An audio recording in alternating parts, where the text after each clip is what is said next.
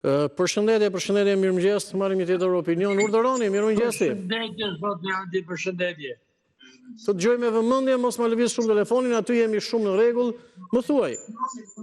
Po uli pak zërin e televizorit, të lutem. Të televizorit ule. Zot Jandi. Urdhër. Përse për këtë temën së ditës. Po. Ashtu. Nuk e kuptoj tani këto gjyqtarët tonë çfarë rrogë duan me.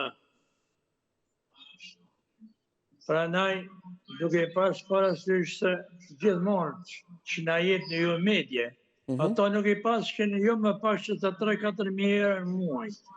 Po, edhe gjyqtari shkallës parë, edhe i që nuk ka shumë eksperiencë punë e tjerë, i shkon tek 3.000 euro, gjyqtarit e prokurorit.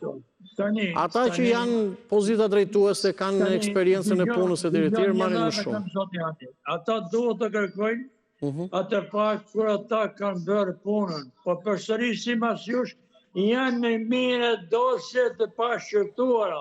Po, janë. Atëherë, ne ngri rrogën, qeveria ngri rrogën, ata ngri dosjen e pashqyrtuara. Qa bëhet që më zot Jandi? Një gusht njerëzve dhe ngrihen dhe do në rrogët e veta. Nëse një institucion tjetër ngrihet, do ndrej rrugët e veta. Tjetër institucion pas nesër. Qa u bëjë këtë zot Jandi? U bëjë hantu pa porta. Për na do t'i lutem kryeministrit, nëse ka kompetenca, kupton, të i shfrytëzojë deri në fund. Çështja është në gjykatën kushtetuese. Njerëzit paguhen sipas punës, apo sipas arsimimit që kanë. Por çështja është në gjykatën kushtetuese. Nuk është në atë fel luksi ku një pensionist jeton me 100.000 lekë ose 10.000 lekë të reja muajin. Kjo është për të mund duar të kohë.